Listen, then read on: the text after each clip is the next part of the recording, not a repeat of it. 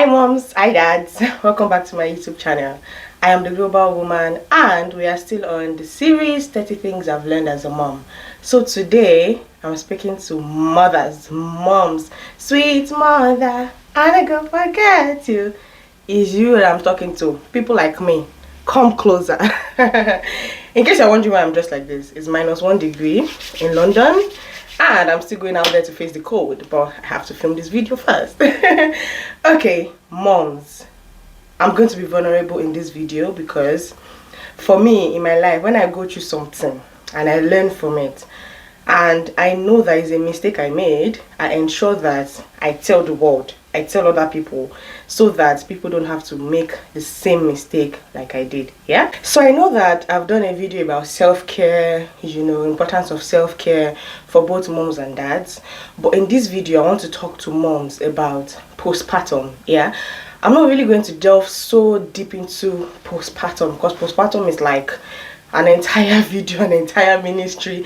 Postpartum alone can be a series, but some of my own experiences, I just want to share some mistakes I made and how you should not make that mistake. Yeah, and if I'm to give this video a topic, I'll just say mothers, rest.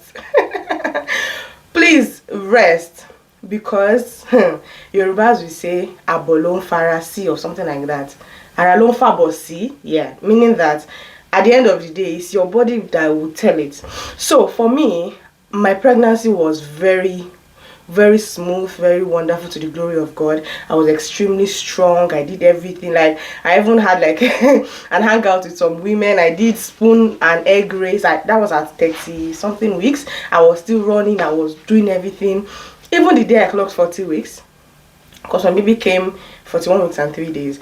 On my EDD, I was still cooking, still doing everything, because I'm naturally an energetic person. So I think that also, went into pregnancy with me, and God really helped me. My pregnancy was like really wonderful. Like, sometimes I'm like, if this how pregnancy is sweet and energetic, maybe I should get pregnant every year. But yeah, that's a joke. My husband, please, that's a joke. Oh. Okay, so I then took that same mentality, well, no mentality, because I mean, truly I was energetic, but then I thought that I'm supposed to still be energetic in postpartum. Like, I felt like postpartum was the energy. Maybe I just gave birth, she used to give birth, let's just so the fact that my baby came hard, 41 weeks 3 days, I was in the hospital from 41 weeks. I was induced. Anybody that has been induced knows how stressful and painful that procedure is. And then for delivery, I took epidural. And every day of my life, I'm thanking God for the person that invented epidural, because that epidural was like, it made my life easier. Like, the moment I got the epidural to when I pushed out my baby, I didn't even feel pain anymore. Like, of course I felt like something is happening, but it wasn't pain like the ones I was feeling before. However, one of the downsides of epidural is, because I don't know if you've seen the needle of epidural, it's very long and it goes into your spine. So one of the downsides is back pain. Yeah, and I read a bit about epidural, and I'm sharing this because for any procedure you want to go through, I would like to encourage you to please read about it. Whether it's epidural, whether it's C-section, even pushing out a baby, read about it so that you can know the complications that can come, the side effects and everything. So I got epidural, and I had my baby, I came back home. I love to cook. So I told my mom and my husband, for the first week, I'm not entering the kitchen, and they were like, we don't even need you here, go and rest. But because in my head I'm like, I should still have energy. So after the 1 week, I now went back to the kitchen. I was cooking, and they're like, see me rest. I'm like, no, I have energy, I have energy. See me rest. I have energy, I have energy. Ladies and gentlemen, I saw somebody's video yesterday when her mom was going back to Nigeria after Omugo, and I'm like, I know how that feels. Because by the time my mom and grandma went back, I wish I rested. I wish I rested. Because if I had rested for those 2 months that I had a lot of help, probably when I'm now alone, I would have had more energy to give out.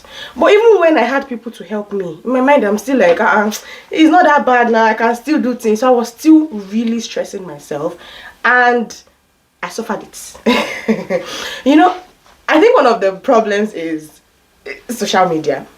Because I used to see videos of women when they are pregnant, they are still carrying weight, carrying this, you know. And some people that are not nice on social media will come, it's just baby. They say it's just baby you pushed out. Why are you acting like you are sick? It's just baby you pushed out. What's the big deal? Most of them are men. Some are even women that have not even been pregnant before, saying all of those things. And I used to tell people that even when you see some things on social media and you ease and move on, the fact that you have already seen it is somewhere in your head.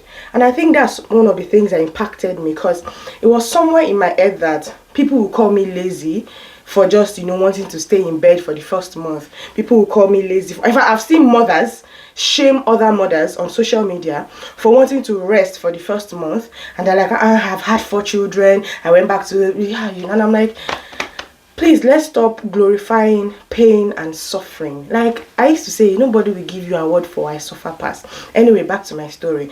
So because of I didn't rest enough, then I was breastfeeding, the late nights being awake, the uncomfortable sleeping positions, the fact that I took epidural, the fact that I was still, in fact, the day I had my baby, after pushing out and everything, and I needed to get up for my first shower, they wanted to wheel me in with a wheelchair, because these nurses, these midwives understand what you just went through.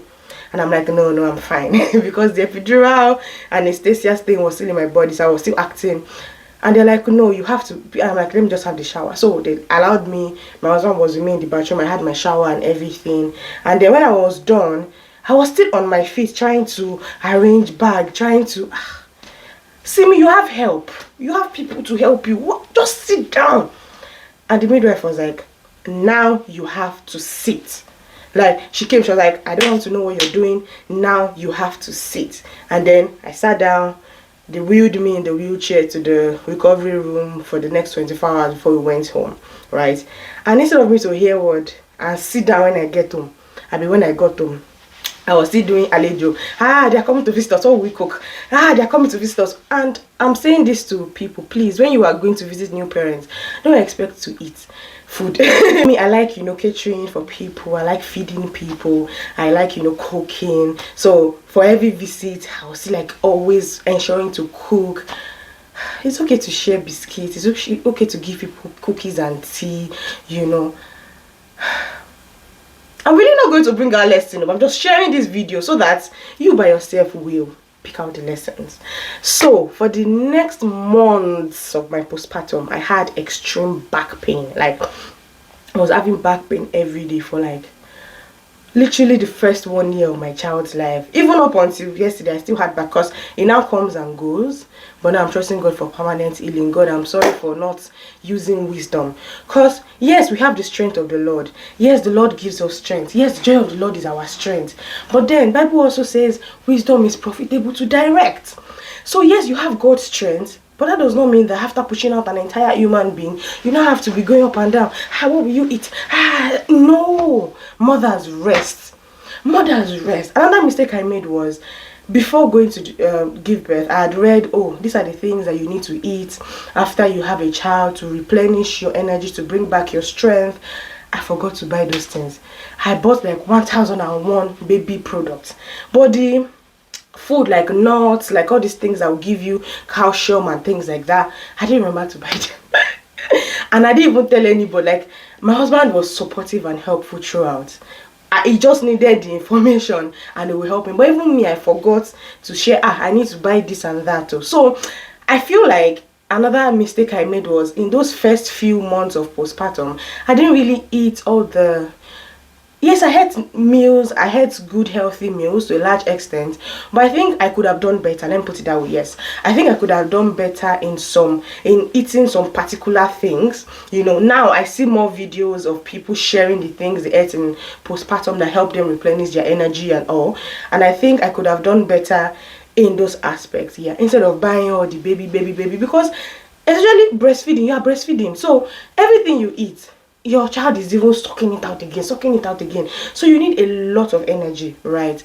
So mothers, please, before you have your child, put together snacks. I had those things though, to be fair, but I still feel like I missed some. I don't have the names of the things I missed in my head right now, but now seeing videos, and I already have a collection on my Instagram titled Next Babies. So for my next children, I now know what to do better. I now know what to do and what not to do. Now to breastfeeding. Breastfeeding is beautiful. Breastfeeding is amazing. I tell everybody that, you know, wants to listen. I love the fact that I was able to breastfeed. I have a friend that she couldn't breastfeed, and it pained her because she had bought everything to help breastfeeding, but she didn't lactate enough and her baby wasn't able to latch, so she didn't breastfeed at all. I think maybe just for the first few days she didn't breastfeed at all, right? But I love the fact that I was able to breastfeed because it gives that nutrients your baby needs. It also makes you guys bond. I love it. However, the moment breastfeeding starts being extremely painful for you as a mom, you need to either get help or get formula. So I had to speak to a lactation consultant, and so of course for the first few months it was extremely painful. My baby, her mouth is small like her mother's mouth, so she wasn't able to latch well. It was always painful. Even when she got older, now she's still breastfeeding, but of course she now eats every other thing, so it's like just morning and evening breastfeeding, whatever, you know. But what I'm trying to say is that when you're breastfeeding and you see that you're not lactating enough, and you see that the idea of breastfeeding does not give you that joy and connection, please speak to your midwife, speak to your doctor, speak to anybody you want to speak to. And if you see that could work, it's not more working, get formula. I tell people that made that formula, they have sense, they know what they are doing, because a lot of children don't have mothers, and well, it's sad, but I'm just trying to say that formula is not a death sentence. And let us stop shaming mothers for giving their children formula, because you don't know their story. Like this, my friend, she was somewhere and you know she was giving her baby formula, and somebody there was like, you're not even breastfeeding, no, things like that.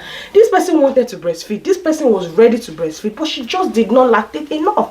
And people's bodies are different. So before you say, and she should drink this, she should mix this and that, she tried everything she could and she still couldn't breastfeed, she couldn't lactate well, right? So let's stop shaming mothers. See, men, if you cannot have the pregnancy and push out the baby or go through cesarean section to have a child, you have no right to tell a mom she's not doing well enough.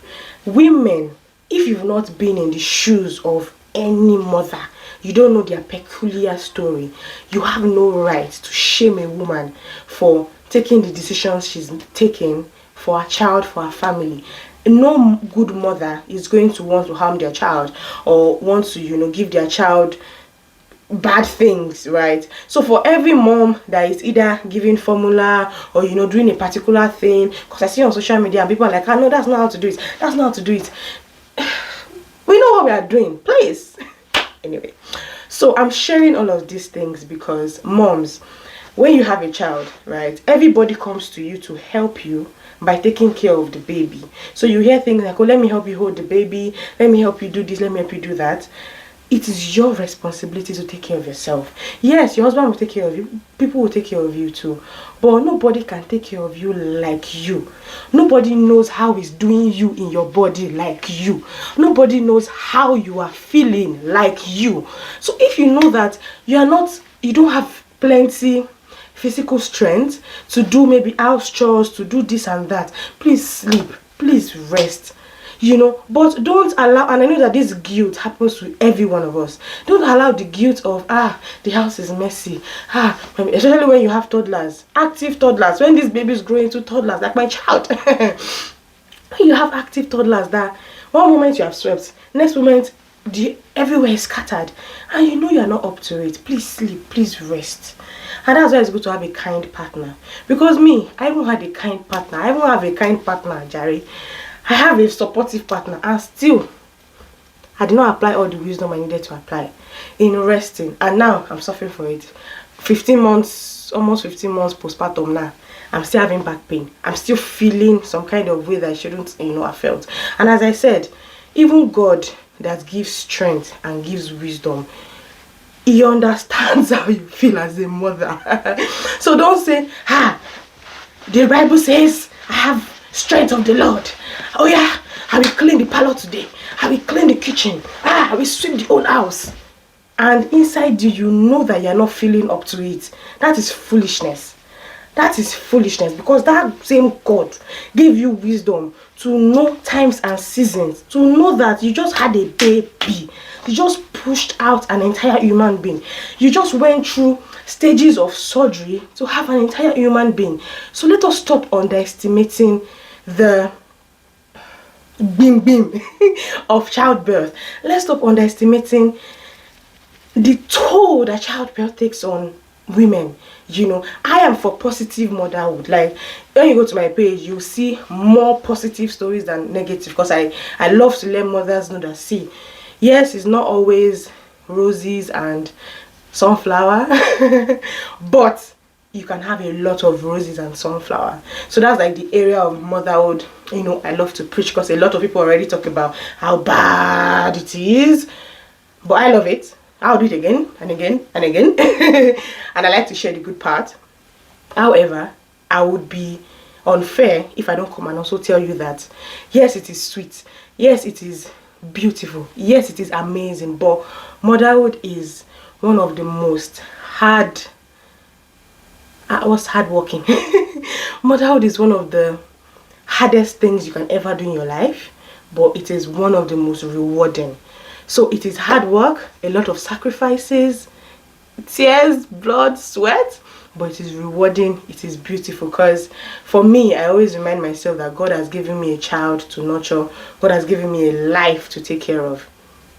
So it is like a huge privilege, a huge honor that I will not take for granted, but I have to apply wisdom to ensure that I'm alive to take care of my child, to ensure that I'm in good health, to still be the loving, beautiful spouse for my husband, to ensure that I'm fine to be able to do other things in my life. Because trust me, the only thing you do in your life is not just being a mom. You still have a lot of aspects that you're going to do, and if you don't apply the wisdom that is necessary, you will burn out, you will break out, you will be stressed, you won't be able to fulfill purpose in every other area of your life. So please, moms, let's apply wisdom. Let's apply wisdom. I hope my story has encouraged you, and of course, know that you're not alone. So if you're like me, that you have made those mistakes, you didn't rest enough, now you can start to rest. Yeah, so the impact has been is there, but now you can start to So what I do now is, even little things, like little things if I know I'm not up for it, I rest as much as I can, because I don't want to die. I don't want to burn out. I want to come here and be dancing and be showing up that, hey, global woman, hey. But I have to apply sense. Yeah? So please, moms, apply wisdom. And I pray that God would strengthen and guide you. I love you. You know I love you. That's why I came here to say this. So yes, we're still on this series. We're not yet done, but we'll finish well in Jesus' name. See ya. If this blessed you, if this helped you, please share to any new mom that you know, or any pregnant woman. Let every woman hear this now and understand it first. And one highlight I'll say is, before you go into that theater, that labor room, that favor room, like we love to call it, read, research. Don't just, like, mothers Google pages. How can I do this to my baby? Read what you can do for a mom. Read what you can do for yourself. Read on things that can help you regain your strength and things in motherhood, right? So not just baby, every other person taking care of the baby. Take care of yourself. Love you.